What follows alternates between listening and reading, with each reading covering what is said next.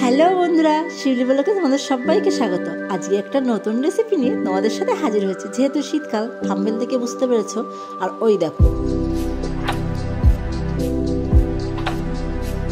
আমার পিঠে বানানোর জন্য একটু নারকেল লাগবে। আমি যখন বললাম যে কি নারকেলটা আমি কুড়াই, তো বাবু খুব কাজ দেখালো, বললো যে দাও না মা আমি একটু কুড়াই। তো ও কুড়াতে যাচ্ছে, কিন্তু নারকেল আর বের করতে পারছে না।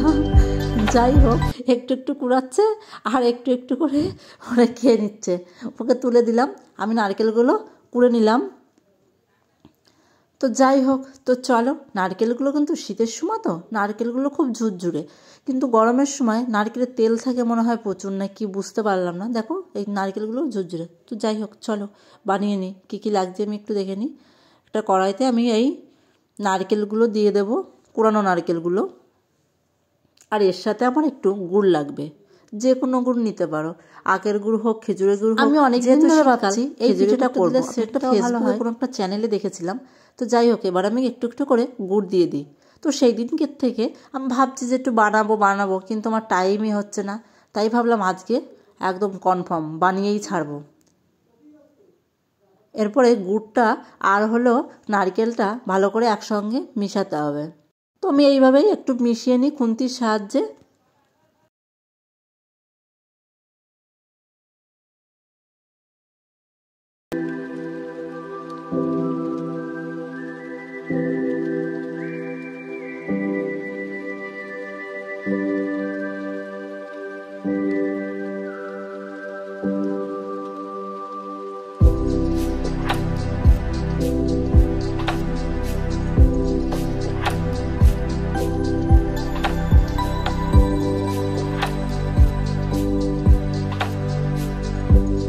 আমার দেখো কত সুন্দর করে এইভাবে পুরো নারকেল, সাদা নারকেলটা পুরো গুড়ের কালারটা চলে এসছে। এইভাবে একটু নাড়িয়ে চাড়িয়ে নিতে হবে। যখন নারকেলটা একদম একটু আঠা আঠা, নারকেল আর গুড় একসঙ্গে যখন মিশে যাবে তখন একটু আঠা আঠা হয়ে যাবে, কমেও আসবে। দেখো রসটা টানবে। এর মধ্যে তোমরা একটু এলাচ দিয়ে দিতে পারো। এলাচটা দিলে সেন্টটা খুব সুন্দর আসে। আমি এর ভিতরে এলাচ দেবো বলে পাশে এনেই রেখেছি, কিন্তু ওই যে আমার বাবু আছে, সব কাজের একদম আগে থাকে, কি আর করা যাবে, ওকে বা কোথায় রাখবো। ওই জন্য কাজ করার সময় ও আমার সবসময় পাশেই থাকে, আর কিছু না কিছু ওর জন্য আমি ভুল করেই বসি প্রত্যেকটা সময়।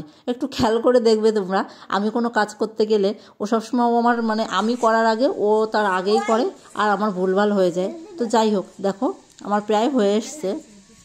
দাঁড়াও একটু দেখে নিই, যদি একটু আঠা আঠা হয়, আঠা আঠাও হয়ে এসছে। তো যাই হোক, হয়ে গেছে। আমি এবার একটু নামিয়ে নেব। নামানোর পরে একটু জল গরম করতে হবে। তো আমি কড়াইতে জল গরম করতে বসিয়ে দিয়েছি, আর একটু স্বাদ মতো নুনটা দিয়ে দিয়েছি। এবার আমি চালের গুঁড়োটা দিয়ে দেব। একটু জলটা গরম হতে যতক্ষণ টাইম লাগবে। দেখো জলটা এরকম গুঁড়ি গুঁড়ি, হ্যাঁ জাল উঠবে এরকম, তারপরেই চালের গুঁড়োটা আমি দিয়ে দেবো। সব চালের গুঁড়ো কিন্তু একসঙ্গে দেওয়া যাবে না, এরকম একটু একটু করে দিতে হবে, আর খুন্তি দিয়ে নাড়াতে হবে। আর সবটুকু চালের গুঁড়ো যদি একসঙ্গে দাও দলা পেকে যাবে, সেটা ভালো হবে না।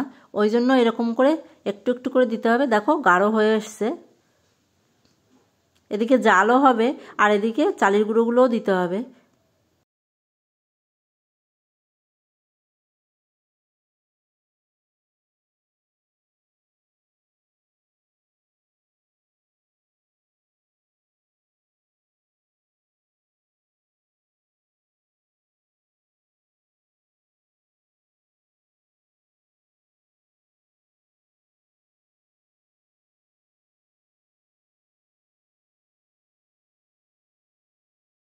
তো চলো, আমার প্রায় হয়ে এসছে। এবার আমি নামিয়ে নেব। তো থালায় আমি নামিয়ে নিয়েছি। এটা একটু হাত দিয়ে মাখাতে হবে, একটু গরম রয়েছে, একটু হালকা ঠান্ডা হয়েছে। তারপরেই তোমরা কেউ গরম পুরোপুরি উনুনের থেকে নামিয়ে তোমরা হাত দেবে না, কারণ হাতটা পুড়ে যেতে পারে। এবং একটু ঠান্ডা হওয়ার পরেই একটু মাখিয়ে নিতে হবে। এইভাবে একটু মাখানো বেশি হলে তো ওটা বানাতেই ভালো হবে। তো এইভাবে প্রথম আমি গোল পাকিয়ে নিয়েছি। এবার গোল পাকানোর পরে, যেহেতু আমার হাতে ফোন রয়েছে, তো মাকে করতে বলছি, মাই করে দেখাচ্ছে। এই দেখো এইভাবে একটু করে নিতে হবে, গোলটা ভিতরটা মানে পুরো ফাঁকা একটু করে নিতে হবে। যেহেতু ওই এইভাবে গোল পাকাতে হবে, গোল পাকিয়ে ওই পুরটা দিতে হবে। যেহেতু আমার কাছে ফোনটা রয়েছে ওই জন্য মায়ের হাতেই দেখাচ্ছি, মাকে একটু করতে বললাম। এরপরে এইভাবে ওই পুরটা দিয়ে এইভাবে একটু গোল পাকিয়ে নিতে হবে। দেখো এইভাবে আস্তে আস্তে করে একটু গোল পাকিয়ে নিলে তাহলে ভালো হবে এবং গোলটাও আসবে ভালো। এরপরে আমি আধা ঘন্টা আগে কিছু চাল ভিজিয়ে রেখেছিলাম, সেই চালে এখন এটার মধ্যে দিয়ে একটু চেপে চেপে দেব, যাতে সারা গায়ে চালটা ভালো করে লেগে যায়। ভালো করে চেপে চেপে না দিলে এটা কিন্তু পুড়ে যাবে। তো দাঁড়াও দেখাচ্ছি একটা, এই দেখো সারা গায়ে একটু চেপে চেপে দিলে এইরকমই দেখতে হবে। আর এদিকে আমার দুষ্টুটায় এত কাজ করছে, দেখো অবস্থা। বাসমতি চাল দিয়ে করলে সেন্টটা খুব ভালো আসে এবং লম্বা লম্বা হয়, দেখতেও খুব সুন্দর লাগে। আর গোবিন্দভোগ চাল দিয়ে করলে তো সেন্ট আসবেই অবশ্যই। তো আমি একটু এর গায়ে একটু তেল লাগিয়ে নিয়েছি, যাতে তুলতে এরপরে সিদ্ধ হওয়ার পরে সুবিধা হয়। আর দেখো এদিকে আমিও সাজাচ্ছি, মা সাজাচ্ছে, মানে এর মধ্যে দিয়ে দিচ্ছি, আর এদিকে বাবুও সাজাচ্ছে। আর এই যে অন্য পিঠেগুলো দেখছো ওটা হচ্ছে তুষি পিঠে।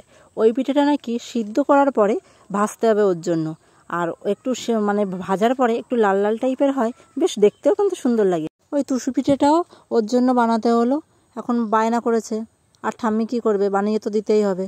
আর ও যদি আমাদের সাথে কাজ করে ওটা এমনি সত্যি সত্যি ভালো থাকে। হ্যাঁ আমাদের একটু কাজের দেরি হয়, কিন্তু বেশি দুষ্টুমি করে না। কিন্তু যেহেতু আমরা যদি কোনো কাজ করি, ওকে যদি বলি একটু তুই সর, ও সরতেই চায় না। প্রায় দেখো দেওয়া হয়ে গেছে, বিভিন্ন রকমের পিঠে আছে এই জায়গা। তো এইভাবে একটু ঢেকে দিতে হবে। আর এক হাঁড়ি জল নিয়ে নিয়েছি, সেই হাঁড়ি ভর্তি জলে, মানে পুরোপুরি ভরবো না, যত গামলাটা যাতে বসে। এবার জলটা ভালো করে জ্বালানোর পরে মানে ধুমোটা উঠবে, তারপরে গামলাটা বসিয়ে দিতে হবে। গামলা বসানোর পরে যাতে সিদ্ধ হয়, তো 15 মিনিট আমি সিদ্ধ করে নিয়েছি। 15 মিনিট মতো ভালো করে জাল দিয়েছি, ওই ভাপে ভাপে এটা সিদ্ধটা হয়ে গেছে। আর চালটাও কিন্তু সেই ভিজানো ছিল আগে থেকেই, তারপর আরও 15 মিনিট জাল হয়েছে, চালটাও কিন্তু সিদ্ধ হয়ে গেছে। তো 15 মিনিট পরে আমি নামিয়ে নিয়েছি। দেখো তার উপরে আমি সাজানোর জন্য ঘরে ফুড কালার ছিল, তার জন্য ফুড কালারটা একটুখানি জল দিয়ে গুলে তার উপরে একটু একটু করে দিয়ে দিয়েছি। কিন্তু দেওয়ার পরে দেখছি বেশ সুন্দর হয়েছে, আর দেখতেও কিন্তু বেশ সুন্দর লাগছে। দেখো আর একটা ভিতরটাও খুব সুন্দর একটা মানে সিদ্ধ হয়ে গেছে, এবং দেখো সেন্টটাও দারুণ বেরিয়েছে। বাবু তো একটা খেয়ে তো বেশ মজা পেয়েছে। দাঁড়া একটা তুলে দেখাচ্ছি একদম কাছের থেকে, দেখো কতটা সুন্দর হয়েছে। আমি দেখে তো অবাক, এটা আমি ফার্স্ট টাইম বানিয়েছি। এটাকে কদম ফুলি পিঠে বলে, আবার শিউলি ফুলি পিঠেও বলে, কিন্তু কোনটা বলে আমি এখনও কনফার্ম না। ওই যে বললাম আমি একজনের কাছ থেকে শিখেছি এবং দেখেছি, তার জন্য। আর কালারটা আমার এতটা পছন্দ হয়েছে, ভেতরটা এরকম, উপরের পার্টটা সাদা, তার উপরে কিছু চাল, তার উপরে ফুড কালারটা এতটা সুন্দর লেগেছে। কালারটা আমার দেখেই পছন্দ হয়েছে। আর বানানোটা কিন্তু অতটাও কঠিন না, একটু চেষ্টা করলে হবে। যেহেতু আমি প্রথমবার বানিয়েছি, তো সাকসেস হওয়া মানে হয়েছে কি না সেটা তোমরা বানিয়ে খেয়ে দেখো। আর বাড়ির সবাই তো বলছে না ভালো হয়েছে। আর চালটা যেহেতু 15 মিনিট আমি আগে ভিজিয়ে রেখেছিলাম, চালটাও বেশ সিদ্ধ হয়ে গেছে, খুব সুন্দর একটা ফ্লেভারও এসছে। তো যাই হোক, আজকে আমি আর কথা বাড়াবো না, ভিডিওটা আর বাড়াবো না, ভিডিওটা এই পর্যন্তই। যদি আমার পেজে কেউ নতুন হয়ে থাকো, পেজটি যদি ভালো লেগে থাকে মানে ভিডিওগুলো দেখে, তো একটা লাইক দিয়ে আর পেজটি ফলো করে রাখতে পারো নতুন নতুন ভিডিওগুলো পাওয়ার জন্য। আর ইউটিউবে হলে সাবস্ক্রাইব করে রাখতে পারো। দেখা হবে অন্য ভিডিওতে, ততক্ষণ ভালো থেকো, টাটা।